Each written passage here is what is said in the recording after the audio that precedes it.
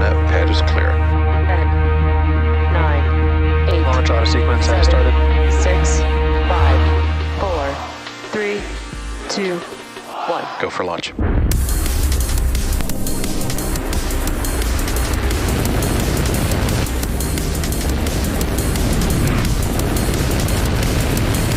Vehicle is supersonic.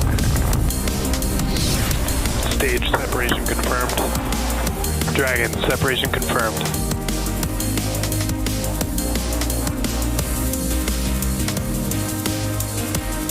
Stage 1 is transonic. Landing legs have deployed. And Falcon 9 has landed. You're looking at a live view of Falcon 9 awaiting liftoff at 5:26 p.m. Eastern Time from Launch Complex 39A at Kennedy Space Center in Florida. Thanks for tuning in for the O3b mPOWER mission. My name is John Isbrecher, and I'm the Falcon Principal Integration Engineer here at SpaceX. Today we'll be delivering two of SES's next generation O3b mPOWER satellites to orbit. Operating 8,000 kilometers above the Earth's surface, O3b mPOWER is SES's second-generation medium Earth orbit system. It is comprised of satellites with high throughput and low latency, paired with an extensive ground infrastructure. Today's launch will expand the constellation size to a total of 8 satellites, adding incremental capacity to the system. SES has been a long-time customer with SpaceX.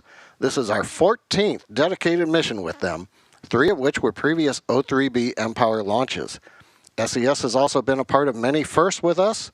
Most notably, they were the very first customer to fly in a flight-proven booster, which occurred during the SES-10 mission in 2017. Now we're at T-minus 11 minutes 34 seconds. We're looking fairly good for an on-time liftoff. Falcon and mPOWER satellites are healthy, but the range is reporting that the weather is a little iffy. Right now we're no-go. We expect the cumulus cloud to the northeast might clear by T-minus 5 minutes, so we're continuing to count down. Now today's flight, we're not going to have great views of the payload deploy because the payload adapter blocks the camera view, so we will be closing the show after the first stage landing. We'll post a confirmation of the payload deployments on our X account around the T+2 hour mark. So head over and follow @SpaceX on X for updates. For now, let's meet the vehicle that will be taking SES's O3b mPOWER satellites to orbit today. The 2-stage Falcon 9 vehicle on your screen stands 229 feet tall. Propellant loading began today for both stages on time at T-minus 35 minutes, and when fully fueled, the vehicle will hold just over 1 million pounds of propellant. Starting from the top of the rocket on your screen, we have the O3b mPOWER satellites. They're safely enclosed inside the 17-foot diameter payload fairing. That's up at the nose of the rocket. There's a photo from the day the payload was encapsulated in the fairing. The fairing's made up of carbon fiber composite materials, and it protects the satellites on their way to orbit. The fairing is made of the 2 halves that you can see here, and they're jettisoned using high-pressure gas at approximately 3 minutes and 25 seconds into flight. Now, both fairing halves supporting today's mission are flight-proven, one half flying for its 22nd time, the other's flying for just its 2nd time. And both halves of the fairing will be recovered once again after today's flight by our fairing recovery ship, Bob. Below the payload fairing, we have the 2nd stage. That's the part of the rocket that will take our payload to its destination orbit today. The 2nd stage will ignite its single Merlin vacuum engine, or MVAC for short. That comes about 2.5 minutes into the flight, and we'll burn that engine twice more after that before we deploy the satellites. Below the 2nd stage is the 1st stage, which is flying for the first time today, and the lack of soot on those white propellant tanks highlights the newness of this stage. Now, the 1st stage has an engine section, propellant tanks, and the inner stage. And you can see the inner stage at the top of the 1st stage, and it's prominent with a black thermal protection system. And at the very bottom of the 1st stage, that's the engine section where the 9 Merlin engines are installed inside the Octaweb thrust structure. Following the 1st stage burn and main engine cutoff, the stages will separate from one another. The 2nd stage will continue to orbit while the 1st stage will start making its way back to Earth. And after it's recovered, the 1st stage goes through a short refurbishment to get it ready to fly again. Now today we're attempting to land the booster on our drone ship, Just Read the Instructions. That's currently shown there, stationed out in the Atlantic Ocean about 650 kilometers east from the launch pad 39A. If we're successful in recovering the booster, it will mark the 385th successful recovery of an orbital class rocket. Finally, back at the launch pad, we have the large truss structure next to the rocket. That's part of the transporter erector, or TE. We use the TE both to roll the rocket out to the pad and to raise it to its vertical launch position. The TE also routes the vehicle's fluids, power, and telemetry umbilicals from the ground to the rocket and the satellites. Now in callouts over the net today, you may hear the vertical portion of the TE that's right alongside the rocket. That's referred to as a strong back by the launch team. Now that you're a little more familiar with the vehicle, let's learn more about today's payloads. In a world where change is faster than ever before, the pace of innovation is evolving and accelerating. To support the era of digital transformation, artificial intelligence, and hyperconnectivity, the intelligent systems that enable all of this progress require a platform to innovate. One that meets the most sophisticated demands for high-performance network services. At SES, innovation is part of our DNA. It drives us and helps us to bring new stories to life. And our O3b mPOWER story is just getting started. The next pair of O3b mPOWER satellites is ready to travel through space to join our medium Earth orbit satellite constellation, 8,000 kilometers away from Earth's surface, and help continue delivering high throughput, flexible and reliable network services across the globe.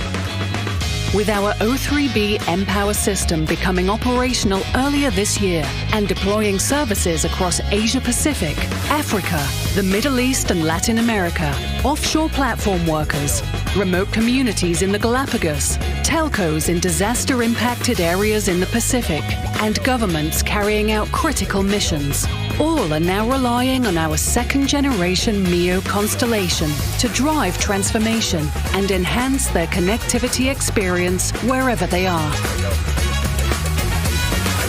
We already have 6 of these MEO mPOWER satellites out in orbit. They actually were launched and went to service in April of this year. So this is quite new constellation. Ever since we launched it, we had huge successes and a lot of customers trying to use this particular constellation. Why? Because this is one of the most technically advanced constellations out there. It's also the most flexible one, which means you can program and reprogram these satellites depending on the use and the mission that you want to have them. With these 2 additional satellites, we'll be increasing the capacity of this constellation significantly, up to 50% improvement of capacity, which means we can do more services. With this constellation, we're able to connect remote islands. We're able to connect enterprises that have remote locations to their central compute and store environment, to the cloud environment. We're able to give the governments the capability to execute mission-critical operations, which is why we have a big deal with NATO, led by US and Luxembourg, to leverage this constellation where they need it, even in the most harshest environments. By adding, we're creating more capacity, and we're able to give our cruise customers, our aero customers, our enterprise customers what they need. Enjoy the show, and again, thank you to our partners, and especially SpaceX, who's given us a ride today as well. Thank you.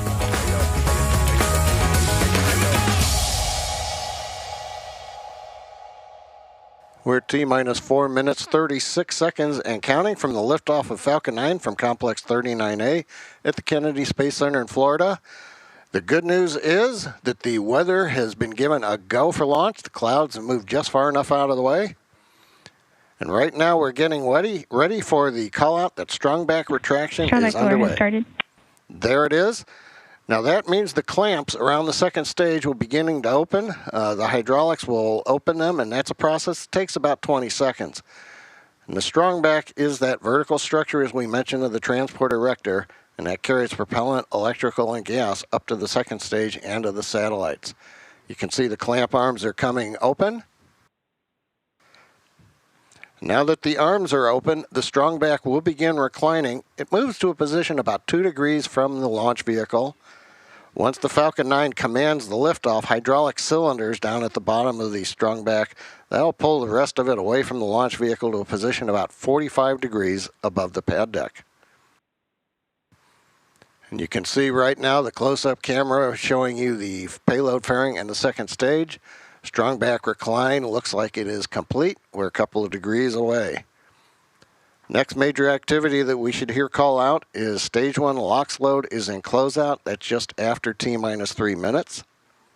And that would be the announcement that liquid oxygen loading is complete on the first stage.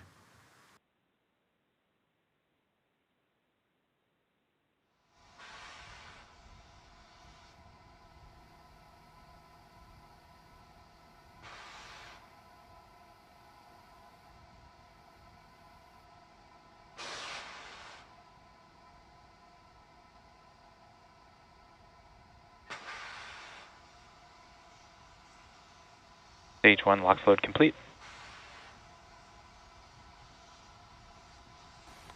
And now we've heard that call out. Stage 1 liquid oxygen load is complete, coming up on the 2.5 minute mark before launch. Next up, inside T-minus 2 minutes, we'll hear a similar call out that stage 2 liquid oxygen load is in closeout. That means it's complete. And at that time, the first and second stages will contain nearly 1 million pounds of kerosene fuel and liquid oxygen. You can see the white clouds right now around the vehicle. That's formed as the chilled gas above the liquid oxygen tanks. Complete. Yeah, we've heard the call out. So we are now fully loaded. As I mentioned, the clouds that you can see around the vehicle, that's the gas above the liquid surface in the tanks gets chilled down, and when it's vented overboard to maintain pressure in the tank, that means that chilled gas comes into contact with the warm, moist Florida air, and it condenses the water in the air to form the clouds that you see on your screen. Next major activity will be T-minus 60 seconds. That's when Falcon 9 will be in startup. The rocket's autonomous internal flight computers will have taken over the launch countdown. The call out you just heard now, ground gas closeouts. We're venting down the lines on the strung back. Make sure that they're empty before the Falcon 9 lifts off. As we get into the final minute, the terminal sequence, inside of T-minus 2 seconds, we'll light the Merlin engines. But right now, as we wait for the call out at T-minus 1, everything continues to be go for launch. Falcon 9 is in startup. Falcon flight computers now controlling the launch vehicle. Ground computers are doing the last steps here for ground systems. LD, go for launch. That should be the last call out. The SpaceX launch director gave the go for launch. We're coming up on the T-minus 35 second mark. Everything is go. Let's listen in to the launch of Falcon 9 with mPOWER E.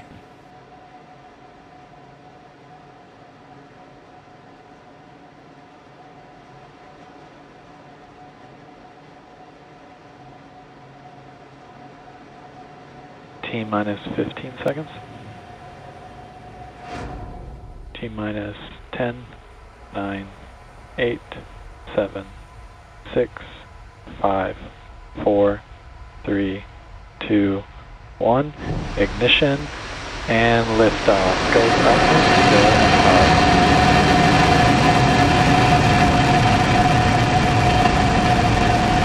Vehicles pitching downrange. Chamber pressure is nominal.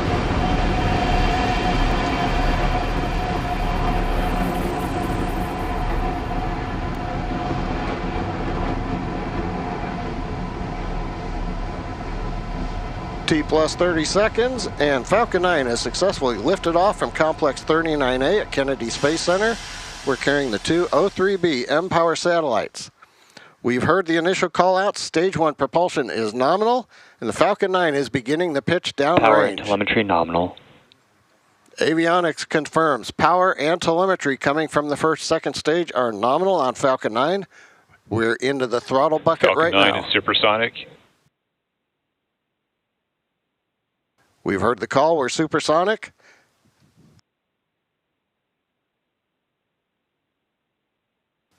And engines have throttled back up as we're coming through the period of maximum dynamic pressure. Guidance officer calls out max Q, confirming we're through the period of greatest stress.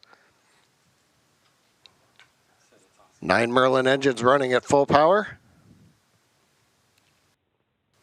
Now on your screen, you can see on the left the speed and the altitude of the first stage. Stage separation will occur at about 8,200 kilometers per hour.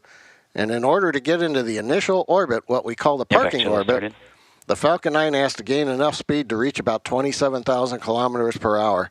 That's a bit under the 17,000 miles per hour used as a rule of thumb for the low Earth orbit velocity. Now we've got several events coming up in about half a minute. We're going to have main engine cutoff. Then a few seconds later we get stage separation, and then the second stage engine start number 1 called SES 1. During main engine cutoff, we're going to shut down the 9 Merlin engines, then we'll get the stage separation. And once we're separated, take a look. In the daylight, you should be able to see the view of the first stage as we begin a slow flip to orient the first stage back towards Earth, while simultaneously the MBAC engine on the second stage will ignite for the first time. Miko. Stage separation confirmed.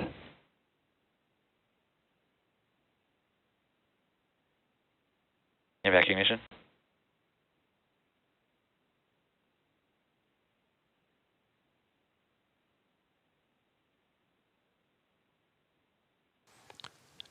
We've heard it and seen it. We've got successful main engine cutoff, stage separation, ignition of the second stage engine. Nice views late in the afternoon as we're leaving Florida, and maybe even a little bit of the contrail visible in the distance behind the second stage nozzle. And on the left side, you can see the first stage. Coming up now is fairing separation, about 5 seconds.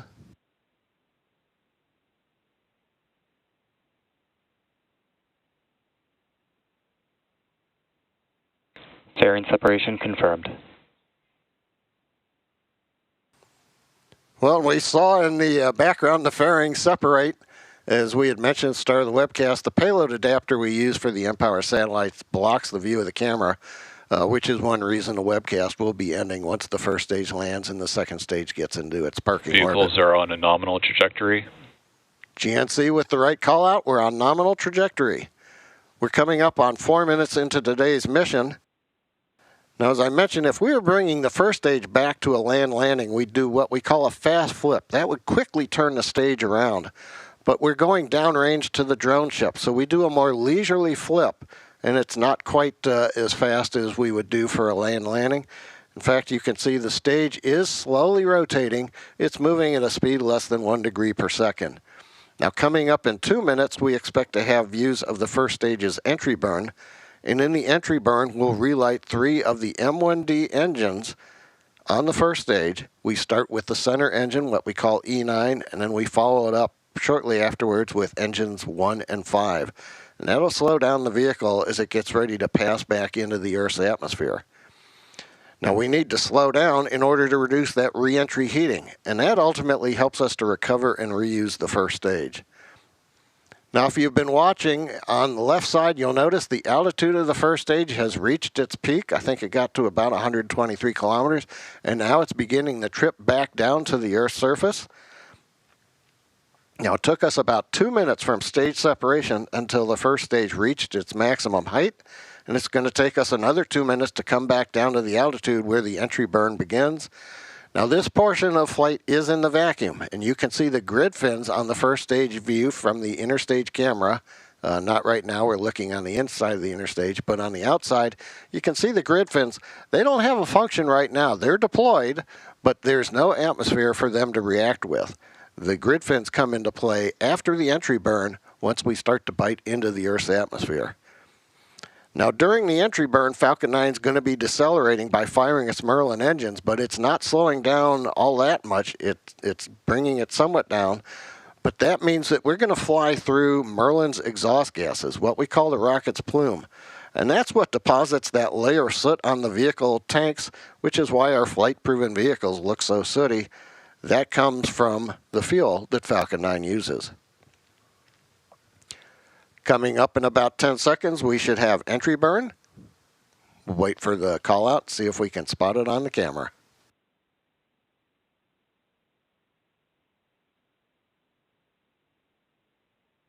Stage 1, entry burn startup. Stage 1 FTS is safed. Entry burn's begun. The center engine is lit. That's kind of the circular plume. And now engines 1 and 5 come in, and that's why the plume changes shape that you can see on your screen.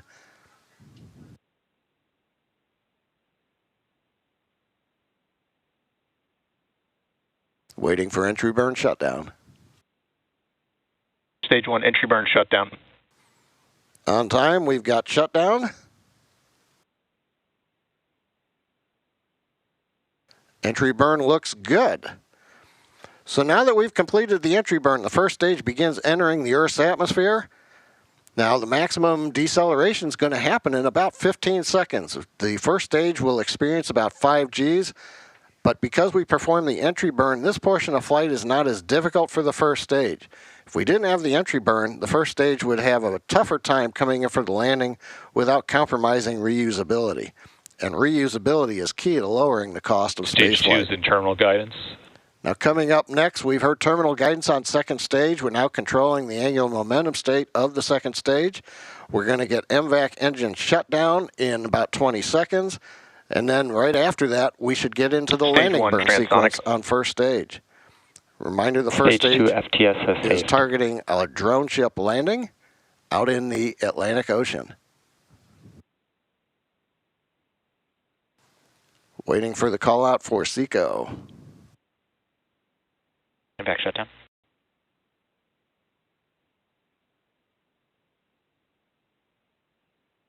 We've got MVAC engine shutdown. Nominal parking orbit. Stage 1, landing burn. And both call-outs right on time. Guidance reports a nominal parking orbit for the second stage. The first stage has begun the landing burn. Headed to the drone ship on the power of the center engine E9. Stage 1, landing leg deploy.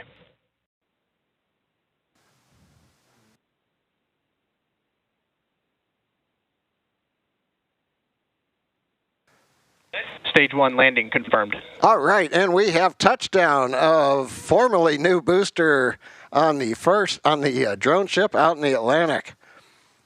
So there you have it. That landing marks SpaceX's 385th recovery of an orbital class rocket. That includes first stage landings for both Falcon 9 and Falcon Heavy. Meanwhile, the second stage, there's a great view, and I think in the distance you can see a little bit of the contrail in the upper atmosphere as we headed east out of the Cape just before sunset. And so we're watching the last glow of the sun as the second stage heads eastward into the shadow of the Earth. So second stage embarking now on the initial coast phase. The view you're seeing there, that's the payload adapter. The mPOWER spacecraft are just on top, but they're hidden from view. And so with that, we're not expecting to have great views of payload deploy, and we're going to end the webcast at this point. But keep an eye out on our X account for confirmation of payload deploy. That comes around the T+2 hour mark. With that, we want to thank you for joining us for SpaceX's 128th launch of 2024. All of us here at SpaceX want to give a big thank you to our customer SES for entrusting us with today's mission and for their ongoing partnership. We also want to thank Kennedy Space Center, the Eastern Range, and the FAA for supporting today's launch. And as always, thanks to all our viewers for logging on and your continued support. Remember to follow @SpaceX on X for launch updates. Thank you, and we'll see you again soon.